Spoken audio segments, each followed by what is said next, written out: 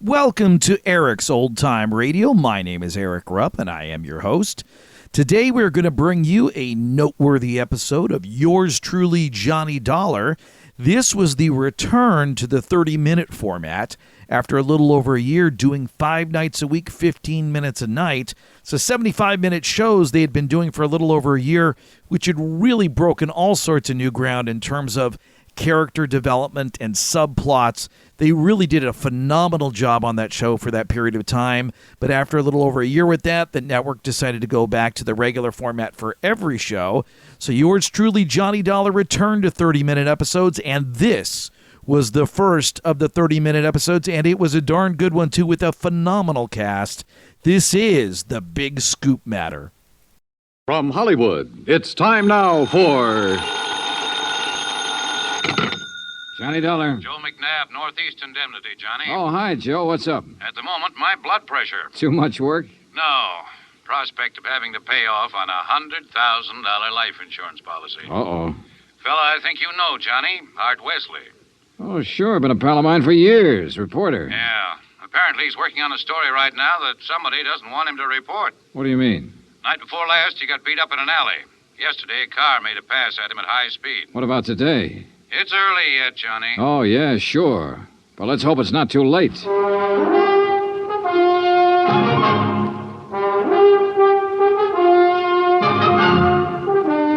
Bob Bailey in the exciting adventures of the man with the action-packed expense account.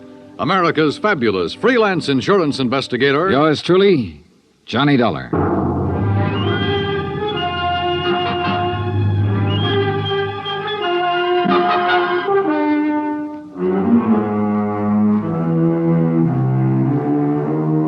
From Special Investigator Johnny Dollar to the Home Office, Northeast Indemnity Affiliates, Hartford, Connecticut. The following is an accounting of expenditures during my investigation of the Big Scoop Matter. Expense account item 1, $18.40, transportation and incidentals to New York City. I called Art Wesley's paper. He wasn't in, and nobody seemed to know where he was. Then I remembered a small bar called Tony's over on 3rd Avenue. I took a cab, that's item 2, $1.25, and found him in a corner booth. Sorry, Johnny, no bodyguard. The informants I'm working with will take off fast till they spotted one. No informants, no story. That insurance policy your paper took out on you, who's the beneficiary? A dear departed wife, Joan. Departed? I We thought... split up a couple of months ago. Oh, I'm sorry to hear that, Art. We were living in 2 different worlds. I wanted a home and family. She wanted a trip to the moon every night. Where is she now? Who knows? On her way to the moon, I guess. Hey, look, this story you're working on, Art. It's hot, Johnny. And big, real big. A national gambling syndicate. And run by a guy right here in New York. Who? I'm getting close, but I'm not sure yet. When I am, then out come my articles. What's this guy gonna do when you push him into a corner? Look, I'm worried about you. You look, Johnny, I'm not as foolish as you think. I've got his name written down and put in a safe deposit box with what evidence I got. That's my real insurance. Oh, Art, look, we've been friends a long time. I'm not gonna let you do this alone. Sorry, Johnny. I've got to go it alone.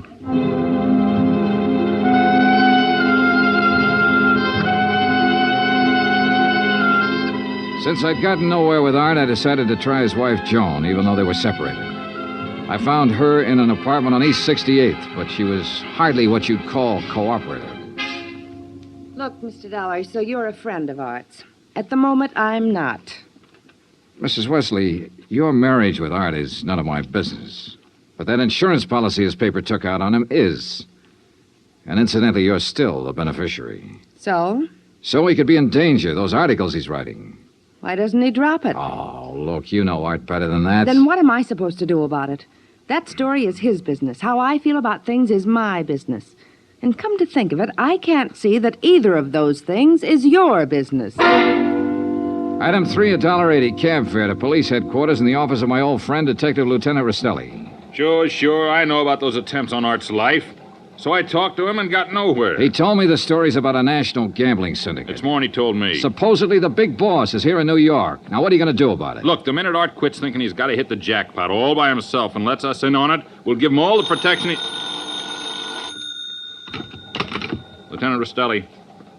Yeah, just a minute. It's for you, Johnny. Oh, thanks. Hello? Art Wesley, Johnny. They told me at your hotel where to reach you. Anything new, Art? I'm leaving town for a few hours. This could be it, Johnny. Tonight could be the jackpot. Well, listen, let me go with you. Sorry, I gotta go alone. It's part of the deal. Art, it could be a trap. I can take care of myself. Call you when I get back. Wish me luck. Well, look, wait. Art! Art!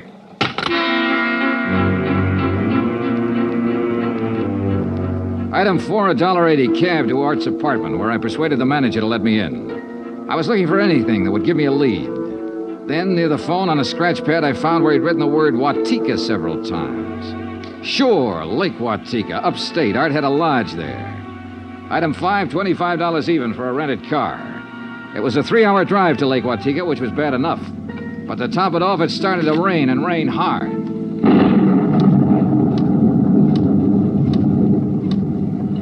When I finally got to the highway turnoff, the side road to the lake was a mass of mud. Then I got 2 quick breaks. It stopped raining, and I spotted the 6-mile road into Art's place. Half an hour further on, I saw a light.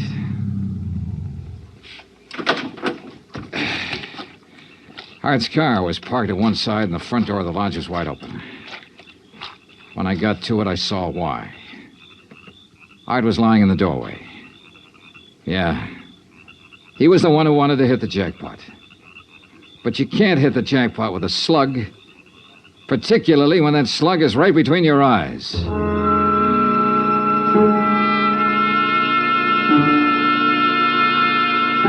I drove to the sheriff's office and reported it. Sheriff Tompkins and his boys took over. But in the darkness and the mud, they could only make a routine check.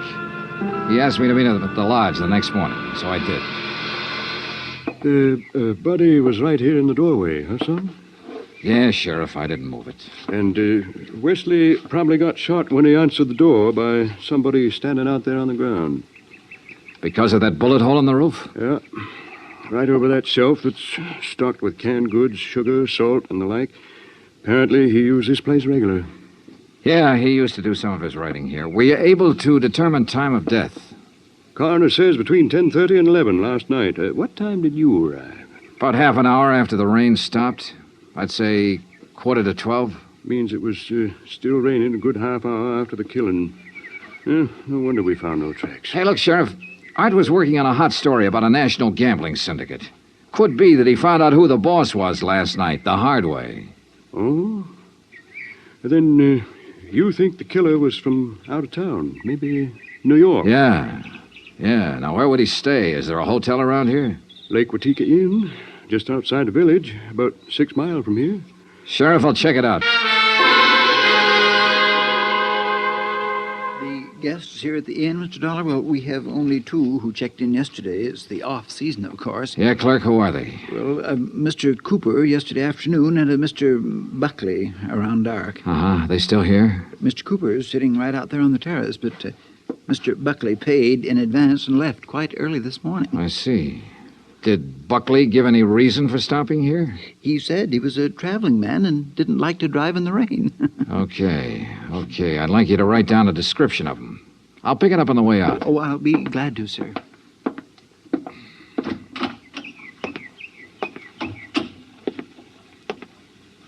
Hi. Oh, good morning. Enjoying the scenery? Yes, immensely. Oh, sit down, won't you? Sure, thanks. My name's Dollar. Mine's Cooper. You just check in? I'll just drop by. No. I came yesterday. Uh-huh. Pretty up here this time of year. Yes, certainly is. I really enjoy places like this in the off-season. It's a nice change. Too bad the weather hasn't been better, huh? Well, the rainstorm last night? Oh, I enjoyed that, too. You were out in it? Oh, no. No, I enjoyed it the way a storm should be enjoyed. In front of the fireplace in my cottage with a drink and a good book. No, Mr. Dollar, I stayed in last night. And that was that. I picked up the description of the other guest, Buckley, from the clerk and gave it to Sheriff Tompkins, who got out a bulletin on him. Then I drove back to New York City, turned in my rented car, and took a cab. That's item 6, $1.70, to Joan Wesley's apartment. Yes.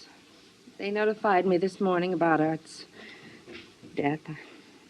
I don't know what to say. What is there to say? Good question, Mrs. Wesley. If only he hadn't been so stubborn. If only he'd given up that story about the gambling syndicate or whatever it was. Yeah. You figure somebody in the syndicate killed him? Why, of course. Mrs. Wesley, did you know Art had gone on up to the lodge at Lake Watika? No. Mr. Dollar, I'm rather tired. One more thing. Did you go out last night? No. It was raining. I stayed here in the apartment. All evening? All evening. I see. Well, thanks, Mrs. Wesley. Maybe I was imagining, but it seemed to me Joan Wesley hesitated just a little before telling me she hadn't been out of her apartment last night. And if she had gone to Lake Watika, I checked the basement garage. Her car was clean. Too clean. Item 7, $5 to the garage attendant for some very interesting information. Joan Wesley had ordered her car washed first thing this morning. Why? Because the wheels were covered with mud from last night.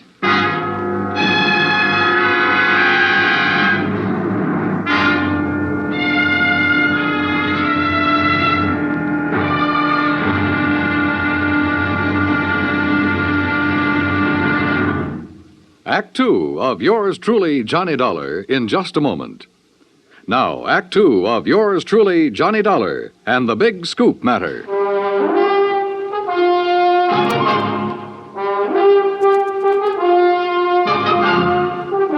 I tell you, I didn't leave this apartment last night. Your car says differently, Joan. Car? You had it washed today because it was all muddy. And the reason it was muddy was because you had it out in the rain last night. Look, Another thing. You told me you didn't know Art had gone to the lodge. You hadn't heard from him.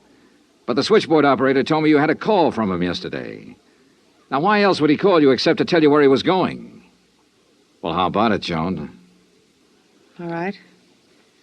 Art did call me yesterday and told me he was going to Lake Watika. And how about last night? Yes. I went out, but not to Lake Watika. Art wouldn't give you a divorce. By killing him, you get your freedom and $100,000. I didn't kill Art. I didn't go up there last night. And where did you go? Might as well know. The reason I wanted a divorce from Art was because I'd found someone else. Oh? That's where I went for a few minutes last evening. Why did you lie about the phone call from Art yesterday? I don't know. I was confused. I was afraid it would look bad for me if it came out that I knew Art had gone up there. It doesn't look good for you this way, believe me. Oh, Johnny, I'm telling the truth. Who is this fella you're interested in? I don't see why he Who has is he? His name is Ted Nash. Will you have to talk to him? I sure will. And right now. But I was wrong about talking to Ted Nash right now. I called his apartment and got no answer. Item 9, $1.60 cab fare to police headquarters in the office of Detective Lieutenant Rastelli. You figure this guy Nash and Joan Wesley could have killed Art and used the gambling syndicate threat as a cover, huh? It's a possibility, Lieutenant. Well, I'll see what I can find out about Nash. How'd you do at Lake Watika? 2 guests checked in the day of the killing. One, a man named Buckley. He left early this morning. Sheriff Tompkins has a bulletin out on him. Who else? A fellow named Cooper, who apparently likes to go places in the off-season. Nothing to tie him in particularly. Cooper, huh? We had a rumble some time ago that a guy named Cooper was involved in that gambling syndicate. What? Trouble is, we got no proof. Hey, wait a minute. What's the matter? Art told me he'd put the name of the man he was after in a safe deposit box. If we could find the key to that box. How about Art's apartment? Let's take a look. So we looked, and we found the key tucked away in a desk, but only a number on it. Nothing to tell where it was located. I gave it to Lieutenant Rastelli, and he promised to check every bank in town if necessary. While I went on back to Lake Watika to see if the man named Cooper at the inn was the same one Rastelli told me about. When I got there, after a frantic 3-hour drive, I found him comfortably sitting by the fireplace. Wow, Mr. Dollar, isn't it? Yeah, that's right. Cooper, I want to get right to the point. You told me you came up here to enjoy the scenery. Yes, that's right. Why? The man who was killed last night, Art Wesley, he was trying to expose a national gambling syndicate. Oh, that's very interesting. So? So, I know a police detective in New York who thinks you're a member of that syndicate. Well, now, Mr. Dollar, that's a very serious charge. I presume you have proof. Well? Uh-huh. No proof. Well, in that case, I don't think there's any... Dollar, the long-distance call for you. You can take it on that phone right beside you. Thanks, clerk. Johnny Dollar. Rastelli in New York, Johnny. Hi, Lieutenant. You locate that? Yeah, the safe deposit box, and in it we found the name of the man Art Wesley was closing in on. It's Cooper. Thanks all very right, much. So you... Well, Cooper, you wanted proof? We've got it. Evidence that ties you in with the syndicate. Clerk. Well, now, this is ridiculous, Is it? Dollar. Let me tell you the facts about this thing. Is something the matter, Mr. Dollar? Get Sheriff Tompkins on the phone, clerk. Tell him I've got Art Wesley's killer here. You mean Mr. Cooper? Oh, now, wait a minute. Now, look, Dollar. If you'd get your facts straight, you'd drop this silly notion of yours. What kind of facts, Cooper? What time was Wesley killed? Between 10:30 and 11 last night. But, Mr. Dollar, Mr. Wesley's place is some 6 miles from here. That's right. Why? Well, then Mr. Cooper couldn't have killed him. What do you mean? Last night, I took a drink to Mr. Cooper's cottage here at the inn. What time? Around 20 to 11, and I chatted with him for at least 15 minutes. Are you sure about that? Oh, quite sure. Well, Mr. Dollar, I'll buy you a drink sometime. Cooper strolled back to the bar with a satisfied smirk on his face. So the one man who had to be Art's killer couldn't have killed him. I collared the clerk again and had him repeat his story in detail. If you recall, it rained heavily last night, Mr. Dollar. Yes, I drove through it on my way up here. Well, I was making the rounds of the inn, checking windows, things like that, when the house phone rang. It was Mr. Cooper calling from his cottage. He wanted a drink. You say that was at 20 to 11? Yes, I always jot down the time when I am called away from the desk. All right, go on. Well, when I got to Mr. Cooper's cottage, he was sitting in the living room in front of the fire with a book. Yeah. We chatted a while, and then when I returned here to the desk, I jotted down the time again.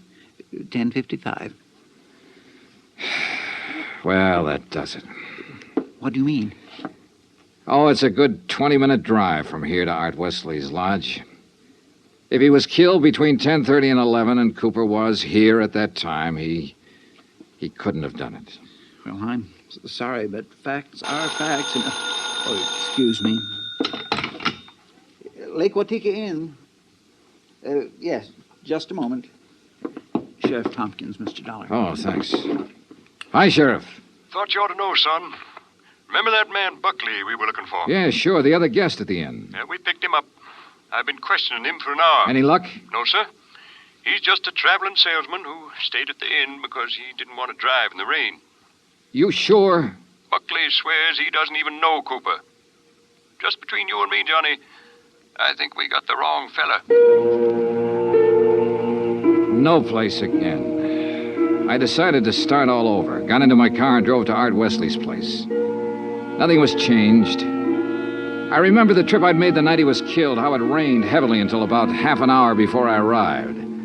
How I'd found him lying in the open doorway, a bullet hole in his head.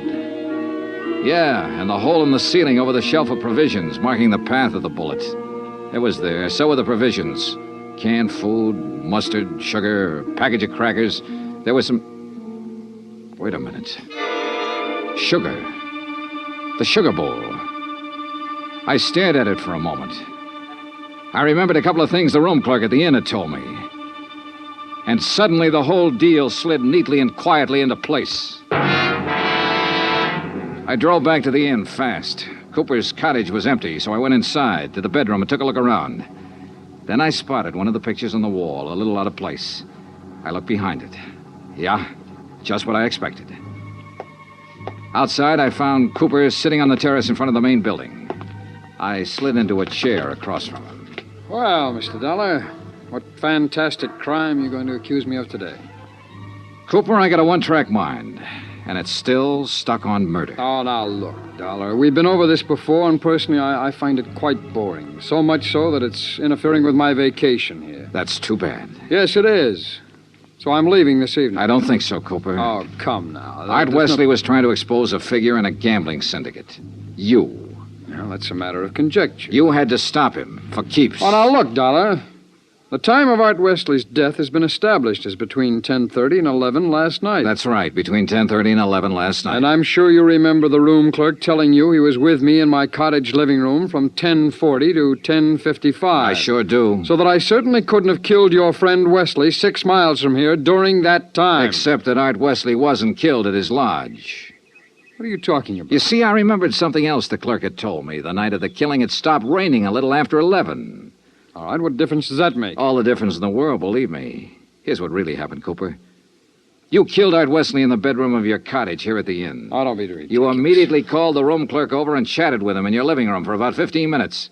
He didn't know there was a corpse in the next room. Oh, really? After he left, you took Wesley's body the 6 miles to his place and planted it in the doorway. Oh, now look, Dollar... Your problem was to make it look like he'd been killed there. Then you remembered. The slug that had killed him hit the wall in your bedroom. That gave you an idea. You figured out the right angle at the lodge and fired a shot upwards from the outside the door. It went through the ceiling at the back. All right, Dollar, I've had enough of your half-baked theories with no proof whatsoever to back them up. Correction, Cooper. This time I've got proof. There was a shelf of food under the bullet hole and a bowl of sugar directly under it. A bowl of... So what? When sugar gets wet, it gets crusty, and it stays that way. But the sugar in that bowl was dry. Now, if the killing was between 10:30 and 11, and it rained heavily until after 11, then some rain would have dropped through the bullet hole into the sugar. I see. But, Cooper, the sugar was dry. So the bullet hole was made after the time of the murder, when you planted Wesley's body there. Just a little detail, Cooper, but it nails you. That, and of course, the fact I found the slug that really killed Wesley just a couple of minutes ago. Oh? Buried in the wall of your bedroom behind a picture you'd moved slightly to cover it. Well, Dollar, I may as well tell you that I saw you come out of my cottage a few minutes ago. I figured you knew. So ever since you sat down here, I've been holding a gun on you under the table. You know, Cooper, I may as well tell you. Ever since I sat down here, I've been holding a gun on you, too. Well, you... Let's have it. Well, you didn't have any gun. A big-time gambler bluffed right out of the game. Cooper, you're slipping.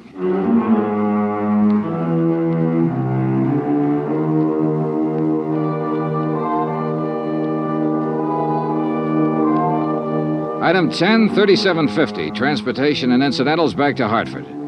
Expense account total $187.40. Remarks? Cooper's awaiting trial. About Art Wesley? Well, I guess that sugar bowl was a dead man's revenge. And come to think of it, that revenge was pretty sweet. Yours truly, Johnny Dollar.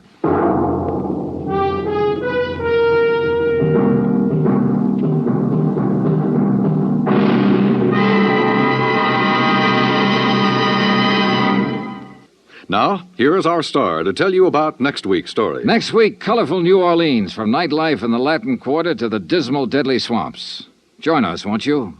Yours truly, Johnny Dollar. Yours truly, Johnny Dollar, starring Bob Bailey, originates in Hollywood. Written by Robert Reif, it is produced and directed by Jack Johnstone. Heard in tonight's cast were Virginia Gregg, Russell Thorson, Barney Phillips, Stacey Harris, Larry Thor, Parley Bear, and Les Tremaine. Musical supervision is by Amerigo Marino. Be sure to join us next week, same time and station, for another exciting story of yours truly, Johnny Dollar. Dan Cubberly speaking.